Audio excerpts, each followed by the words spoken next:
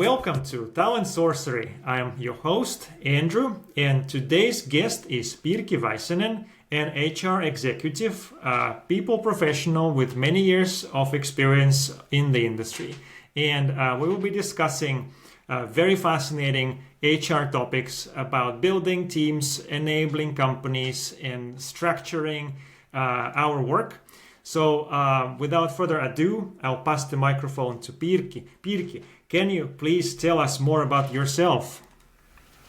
Thank you, Andrew, and thank you for having me and inviting me to talk about very important matters and matters that I feel passionate about it. So thank you. Thanks for having me. And yes, my name is Pirki, and I've worked all of my career in HR. Obviously, in the late sort of 90s, when I was growing up in Finland, HR, people and culture, wasn't a profession. I didn't know. I kind of knew deep down that this is kind of what I want to do.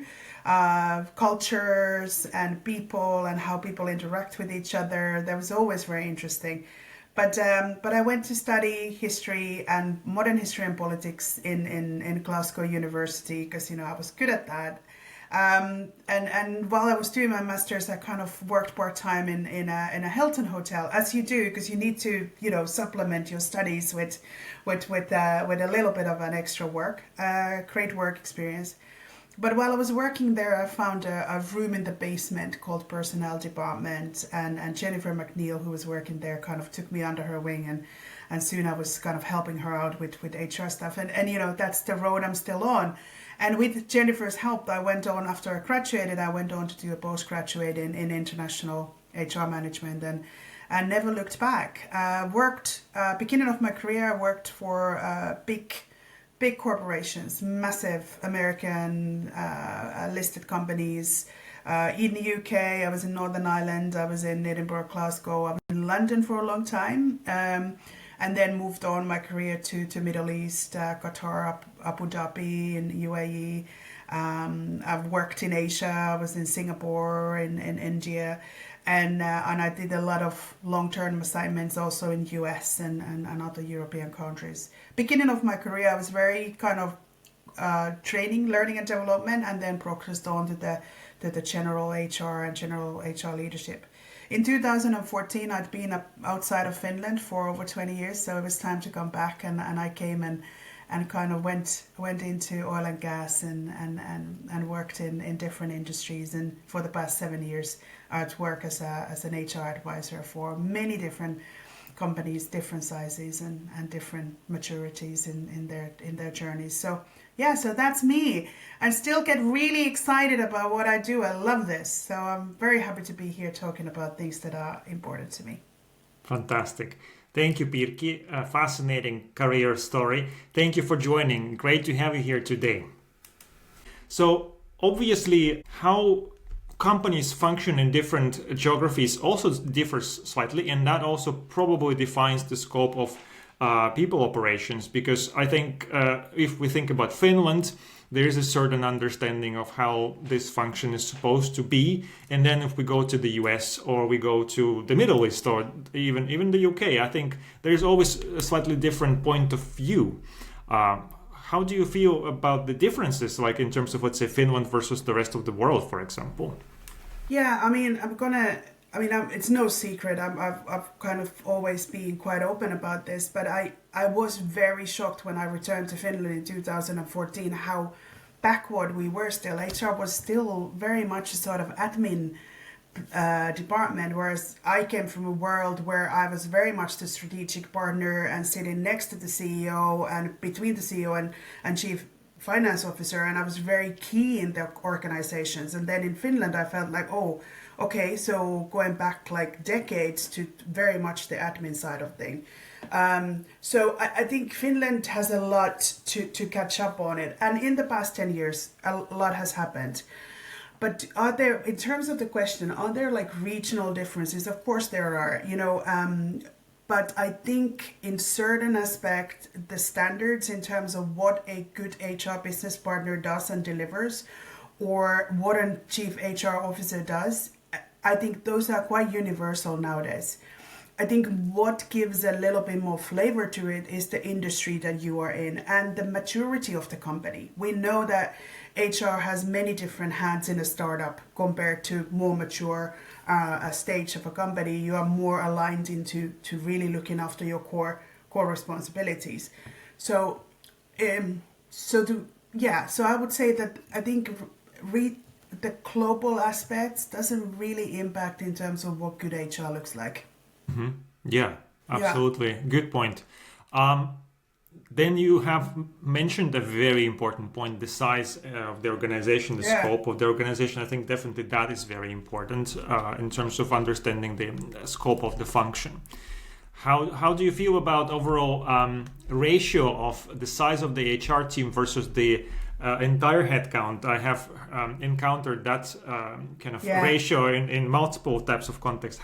Do you believe in that ratio? How do you feel about that? Like, just to give you context of what I'm talking about, I have heard like if you are aiming to be a company of 500 people, 5% of your headcount must be in people ops, including ops, HRBP, talent acquisition.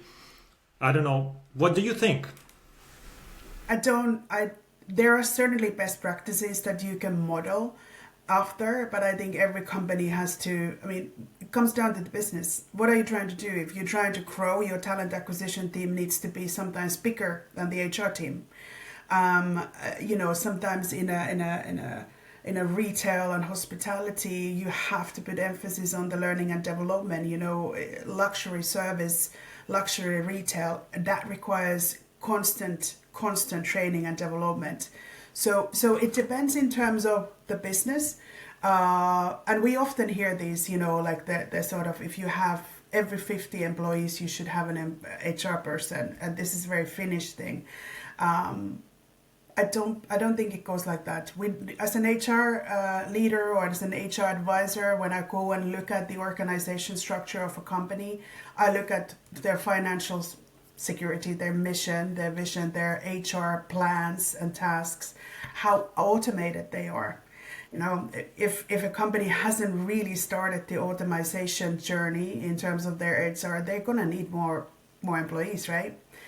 Sure. And a lot of the work that I do these days goes into like looking into virtual assistants and trying to automate. And I would say that any company or any HR, any CEO or any board member listening to this podcast, if the company that you look after does not already have automated HR systems, doesn't have a digitalized handbook for the employees, doesn't have automated payroll, do it now, because you are far behind in terms of what can and should be done.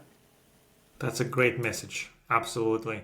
I just spoke with a CEO of a company where I used to work at some years back. And then we had exactly this conversation about how automations of different kind, AI-driven automations, for example, could improve quality of life in scope of people operations, but also efficiency. So you maybe don't need big teams, but you need good tools, and then you need good processes to kind of bring things together and then enable your team members. And then you can do more with less, perhaps. 100%. And like, if you think about big corporations, how they had like service desk, they had HR service desk, trying to serve multiple countries, getting questions from, where's my pay slip to my manager's bullying me, what should I do?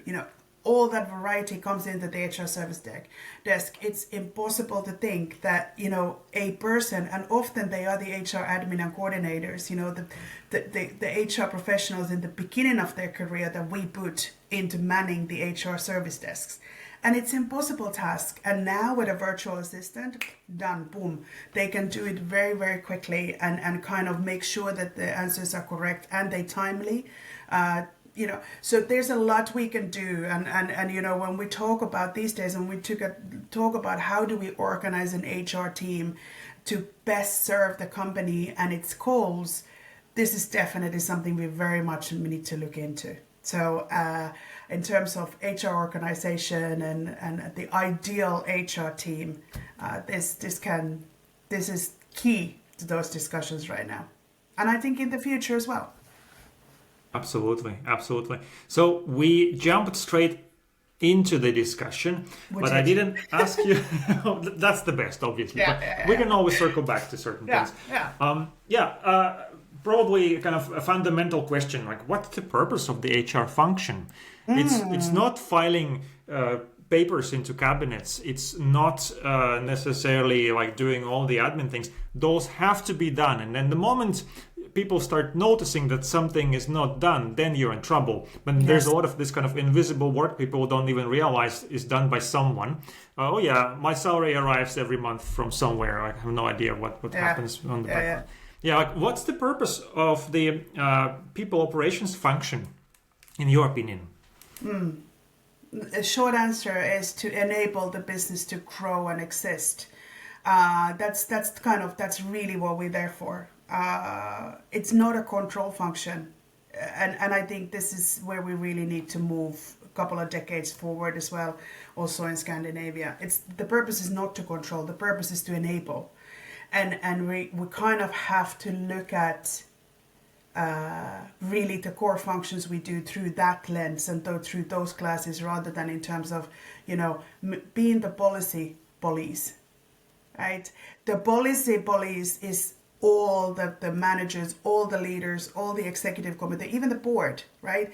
They are there to ensure that they have a legal responsibility for fair and equal employment. It's not HR. So I think we need to move away from that. But that's a different, I think, whole different topic in terms of how do we do that. But short and simple, HR is there to enable the business to exist, grow, and keep hiring more people and be profitable. Absolutely. What comes to mind as a spin-off from here is strategic versus tactical. Keep growing the business, absolutely. Of course, also companies go through this evolution of understanding what they want from the people function, and then it's our job maybe to be helpful and then educate our stakeholders on what we can do for them we can thrive all together. I think like a question that comes up frequently when I speak with HR professionals, especially strategic versus tactical HR. And then a lot of professionals mention to me, I would want to be involved more in the strategic work and I'm not that interested in the tactical work. Or sometimes it happens the other way around. How do we find this perfect balance? Because if we only focus on strategic or only focus on tactical, this is not going to cut it. So there should be a healthy balance between strategy and kind of hands-on work. What is your secret recipe, Pirki? I'm going to be very, very blunt about this. Is if you have an HR person who says that they're not interested in the tactical or the operational, they just want to do strategy, then they're in the wrong profession. HR is, you cannot, it's like a line manager saying that, I don't really want to look after the one employee, I just want to look after all of them. Well, that's not how it works, right? I think there's a balance, but I think one of the key things to that is that often when I have those conversations, let's be honest, Andrew, there's a lot of people who say that, right? When I have those conversations is that the understanding is lacking in terms of what do you do and how that links into the strategy, what's the meaning, and I work a lot with the SME sector, so the small sort of medium-sized businesses, and I don't use the word strategy anymore. I use roadmap. I use your tasks, your goals, So I think there's also the connotations about the word strategy, that it's something really fancy, and that's what the C-level does. Yeah, to a certain extent. But any company where the C-level did the strategy is not going to be success. You have to get the employees and the managers involved when you come up with a new strategy. Otherwise, you're never going to get there. We all know this, right? Absolutely. It's proven so many times. So it's not in terms of just really, and it's a tough work, coming up with a strategy, and then, the implementation of it is also, it's not hunky-dory always, but it's not, I think there's a little bit distorted views in terms of what the strategy work is, to a certain extent. And that's part of the task in HR is to make sure that we enable people to understand what strategy is and how they work relates to that. And give the tools to the line managers, because it's a big part of the employee experience, isn't it? Finding the sort of meaning in your work. Is that, what do I do right now, and how does that impact the bottom line, or how does that impact our key customers? So helping the line managers to clarify that to their team members and making sure the tools are there, I think that's a big part of the HR responsibility. But I think I got a little bit on a tangent when I was answering your question. But, I hope that kind of gives a little bit of my idea in terms of strategy versus tactical. I don't think there is a difference. There cannot be a difference. Yeah, of course. Yeah. This is a great answer. I think you covered a lot of adjacent things as well. And I think, when we talk about people matters in general, they usually involve a variety of side topics. We cannot just, focus on one thing, because we live in a very complex world, and one thing just, affects the other. Last year, we explored this concept of systems thinking, and I think when we talk about HR, we have to think about systems as well, because the organization is a system that functions in the system of the industry, and then we have people functioning in the system of organization, and there's a lot. And of course, there's professional and there's personal, and we cannot affect personal, but we can only affect professional. So it's a variety of things that we have to work with, and there's complexity. And obviously, I personally strongly believe in importance of hands-on work. And of course, it has to be deliberate with overall kind of direct. It's almost like living a life. What do you want in life? That's your strategy. Absolutely. In a way, right? Yes. So, I'm very much looking forward to a little holiday at the beginning of September. So, you need to be strategic about finding that goals, and it's very operative that you do a daily basis to get there. So that's a great example. And I often have this, especially I mentor the sort of HR people that are in the beginning of their career, and I have this conversations like, well, they made me be the payroll responsible, or they made me look after the employee files, and I'm like, listen, let's have a discussion. So your company is going through a growth spurt, and they have a target to double and then do an exit, whatever. If you don't do the payroll, the employee experience is going to suck. Let's be honest. Nobody's going to do a work if they don't get paid. So you are very important in that. And then we go through that discussion. Or the employee files. I mean, if a company is on a sort of mission to grow, or if they just want to be known as a good employer, you need to make sure that the governance side is all right. We need to make sure that the health and safety policies are there. There's a plan and there's a strategy, and it's being followed, right? Now I'm using the word strategy all the time. But there's the tasks in terms of what you do. It's all related to what the company is trying to achieve, and HR plays a part.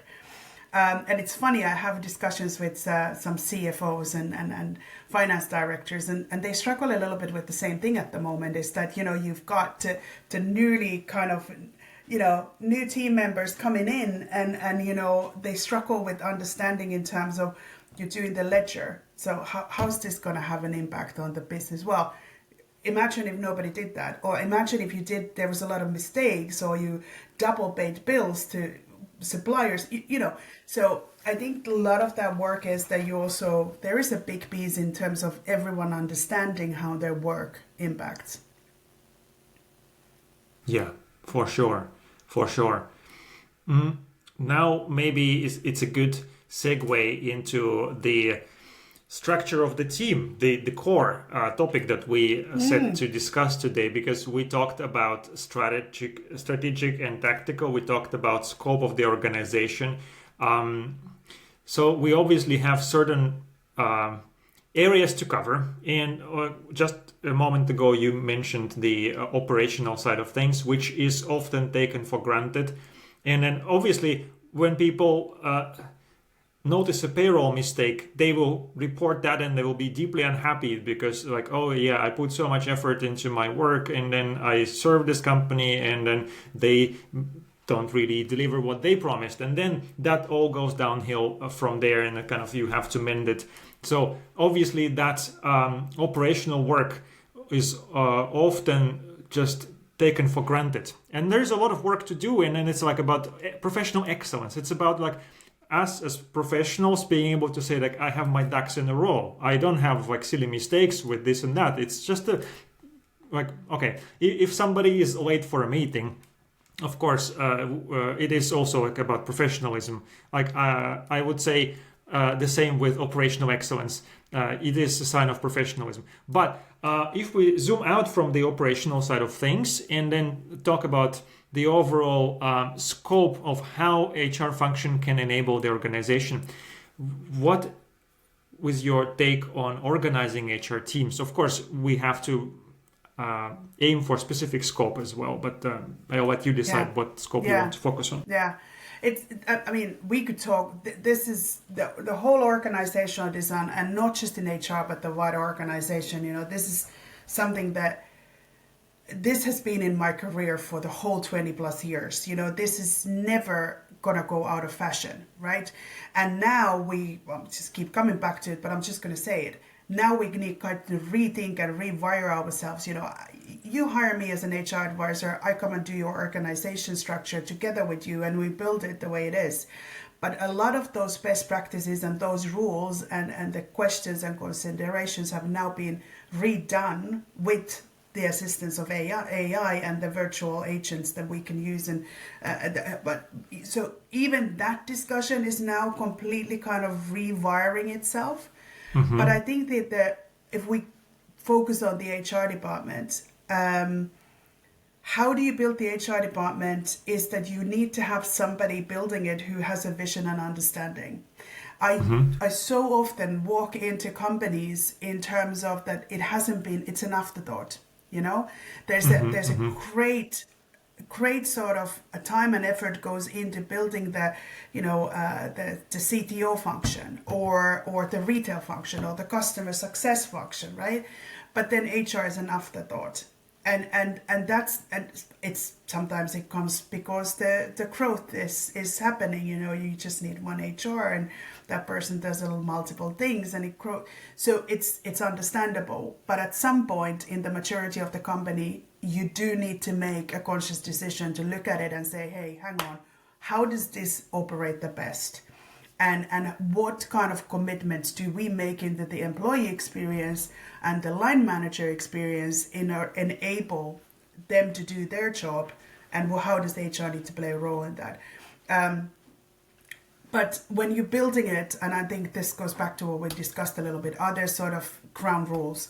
No, there's no ground rules. You do need to understand the business. You need to understand in terms of what is expected from the HR, but you cannot be doing it with just hearing what is expected. You need to also have the understanding to sort of keep back and say, hang on, I think that doesn't necessarily belong into our scope and our mandate, or vice versa. I think so. It needs to be a conscious discussion. It needs to be a tactical, a strategic, and operative. Everything needs to be considered. But it doesn't happen on its own. It's like any sort of expertise. And I think this one is what we really need to recognize also in Finland to more extent.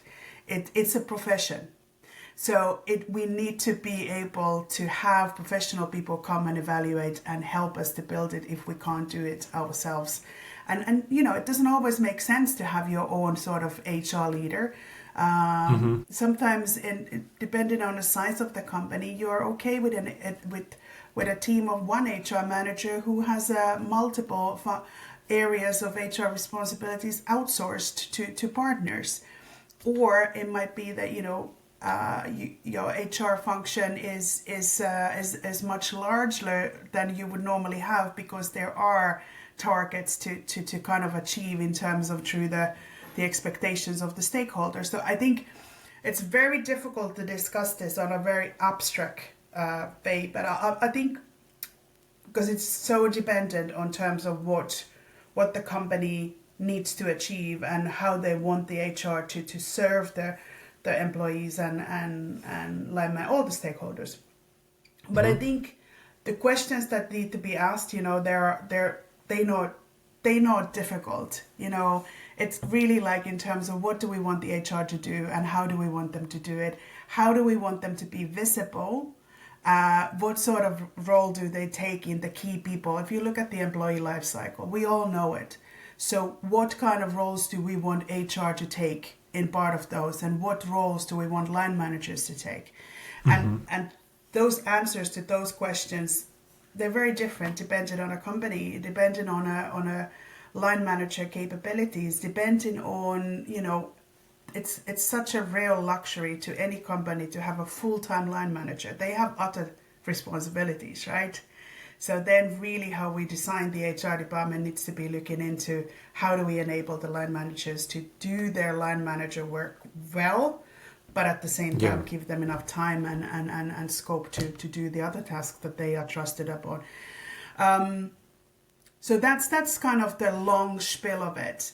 The big ramble in there in terms of the strategy needs to be the anchor in terms of when we are designing the operating model. And then we need to think about the core competencies that the people and culture team is responsible for, and then how they're going to do it and how they use automation, digitalization to make it efficient. So I think that's the sort of the key areas that we look into when we start building or rebuilding an ideal sort of operating model for HR. But the one thing that has sort of raised itself as a topic recently is the whole HR business partner model. I mean, because it's been around. Dave Ulrich came up with it, I think like 20 years ago, maybe even over.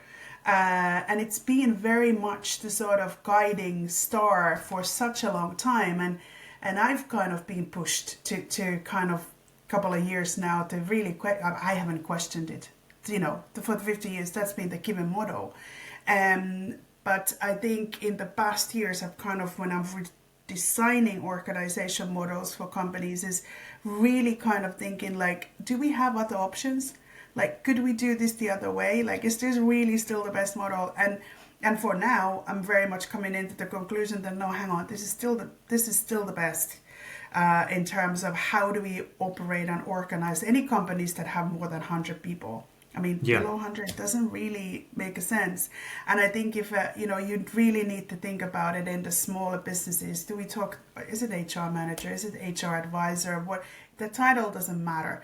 And I think the role of the HR business partner just needs to become more and more in terms of enabling the line managers to do and the directors to do their job well, and be able to give solutions and advice and coach.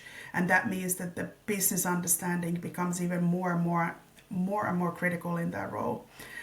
So they no longer need to be, as a business partner, you no longer need to be the key source of information when it comes to your collective labor agreement, because you can just ask AI. So the role has become even more strategic, and competencies, skills have changed. It's more about social skills. It's more about your emotional intelligence. It's more about coaching and really understanding the business and understanding your audience, understanding the line managers, and how do you influence them, and how do you, make sure that they have the support and the guidance they need. So the role has changed, but I don't think in terms of the operating model, I think that's still very much the best there is. Any company that's over 100, 150, if that's kind of the way to go. Yeah, that's a great take on the role of HRBP. I think it's a very essential position in an organization, as you said, as it goes above a certain number of employees. I would say also it brings us to a context of an industry, or you have to understand how a company operates or the industry operates. And overall, usually HR profession has been industry agnostic for most of the time, I would say. And then you could go and figure things out. And same frequently with also talent acquisition, you could actually apply the same principles in different industries. But I think in the context of HRBP, it definitely helps. So let's say if you work with software engineering or you work with actual engineering, then there may be like different kind of types of approach and different sets of expectations that you need to take into account as an HRBP. So it maybe used to be more industry agnostic as a profession, and now I think it's shifting more towards being industry focused, because then we can deliver more value in the context of the role if we understand how to help our stakeholders the best possible way. Yes and no, Andrew. I think,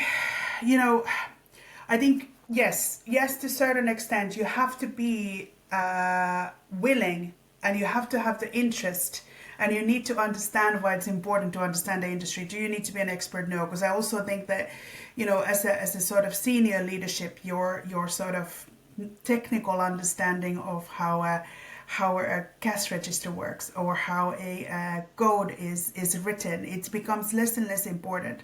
But you do have to have interest in terms of how that work is done and carried out, to be able to support and understand the responsibility. So yes, I mean, I always say this, you have an HR business partner who looks after a large call center. The onboarding entails them sitting 3-4 days there listening into the calls. That's the key part of the onboarding. Really understanding in terms of what happens in there.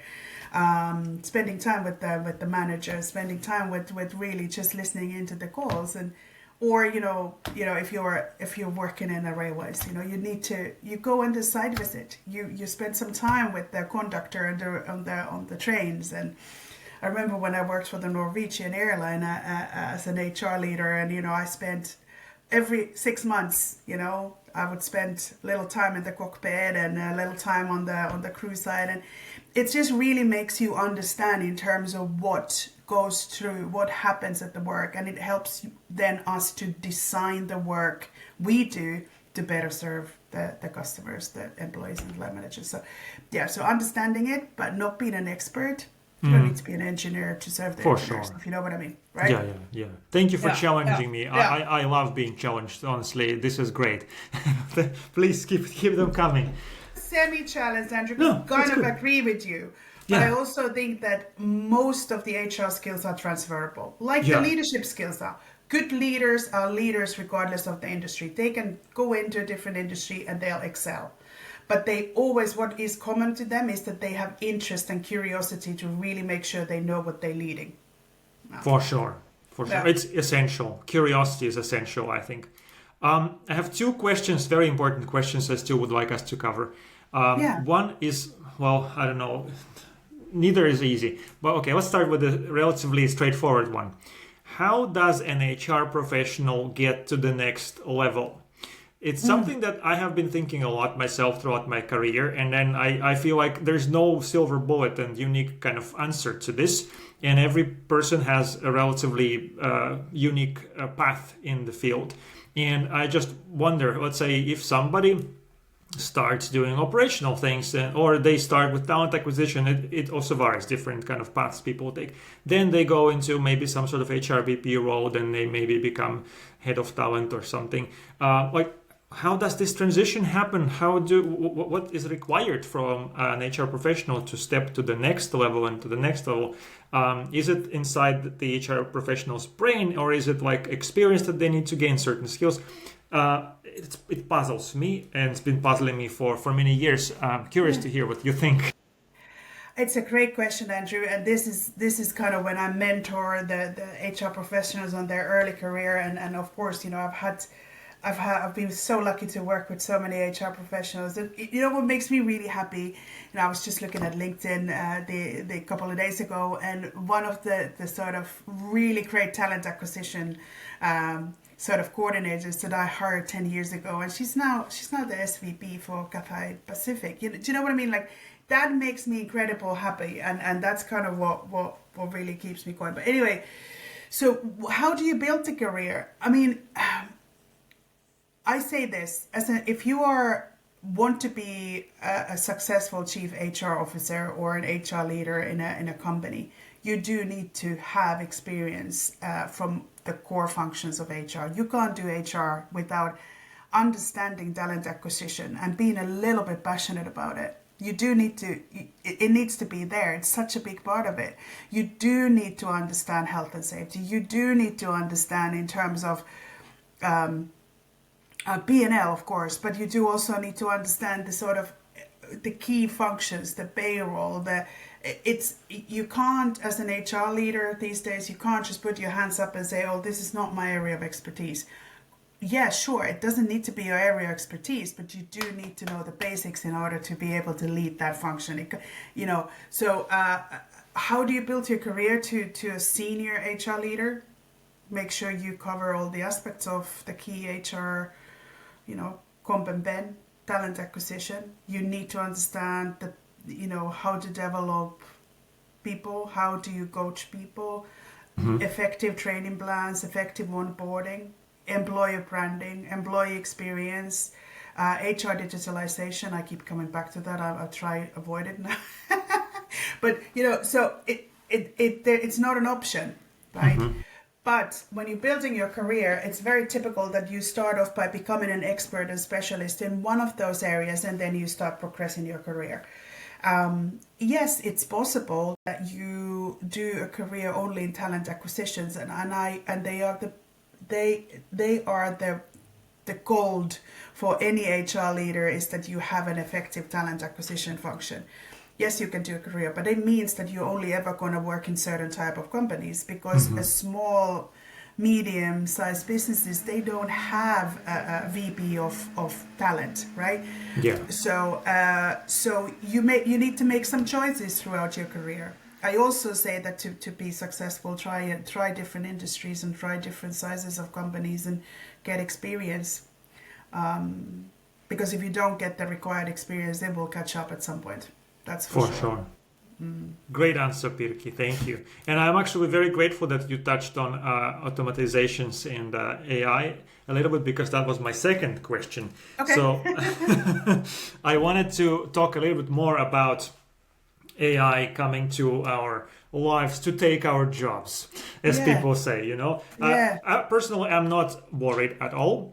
I think it's a great tool. It's like Google and Wikipedia and ChatGPT or whatever. All those things that just came into our lives and made us more productive. We can access more information. We can be better at what we do. And we can outsource the boring stuff that we maybe don't want to do, or maybe we're not that productive with, to those tools. And I believe the human part, the human connection, is still going to be relevant forever and ever. But like this kind of irrational fear of AI sometimes we encounter out there. I have heard many kind of opinions that, okay, AI is coming for your job. If you're a software engineer, you're not going to be writing any code. Especially if you are doing HR, then it's all going to be automated tomorrow by ChatGPT. I have seen a lot of posts like this, and I spoke with a lot of professionals who think similarly, not necessarily in the HR field. A lot of those professionals actually come from a different field, and they don't maybe have a deep understanding of what we actually do. Yeah. But what do you think about this phenomenon? I think,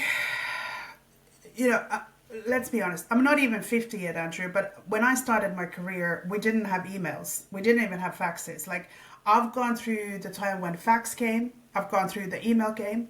I've gone through having a desk phone to having a mobile, So, and I'm not even 50, right? So, in the past 20 years, there's been so many things that I've heard during my career, like, oh, that's going to take our jobs, or that's never going to work. We're never going to use email in HR department. So I've heard these things, and now it's kind of like, I've kind of have to, I'm like, oh, here we go again. When I see these writings in terms of like, oh, AI, we need to be very careful, and it's very scary, and it's all that. Sure, it's a new thing. It's like when the railways came or the car came. It's scary. It changes us, and of course, we need to remember what it is. It's a language model, right? What we're talking about is language models. They are, at least for now, they are created by humans to say, okay, they are becoming a little self-sufficient as well. But at the end of the day, it is still humans that, they don't. It's not a self-driving car, if you know what I mean. So I think, like you said, when people don't really comprehend what we talk about, it can be scary. So my message to everyone there who doesn't understand the basics in terms of how AI works, find out. It's not that scary, and there's we can definitely, contribute to making sure that we use it to the best benefit of not just companies, but to humankind. Let's put it out there.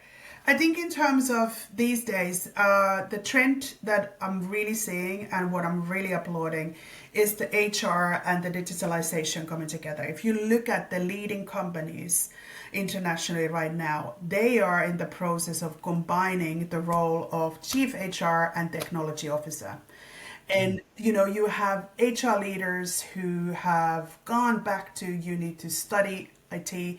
They have, it's not, and we go back to this. Do you need to be an IT engineer to be able to lead that function? No, you don't. But in companies where it's about enabling processes and enabling people to work efficiently, it's insane not to combine these two functions.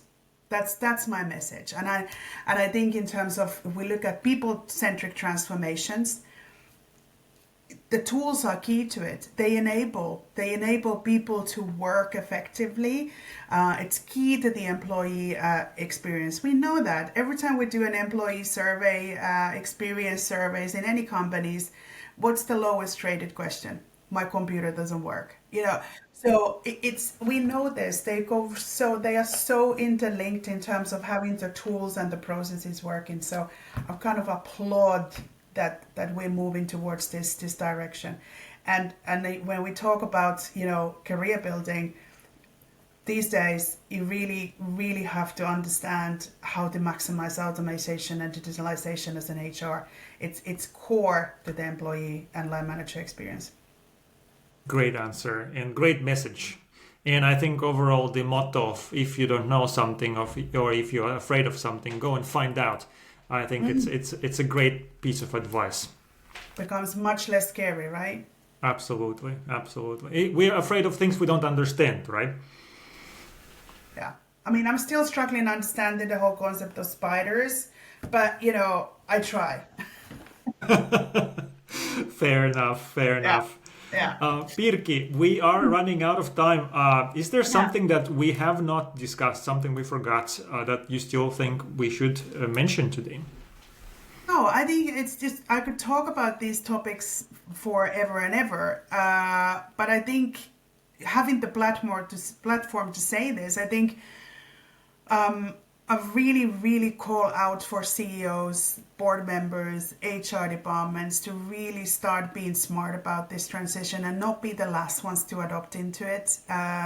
Like I said, if your HR systems or your like we talked about the employee files, if they're not digitalized yet, now is the time to do that. Look at how do you automate? How do you ensure that you can get answers to your line managers 24/7? How do you make sure that your handbook is user-friendly, it's digitalized, it's accessible, not just from computer, but from your mobile?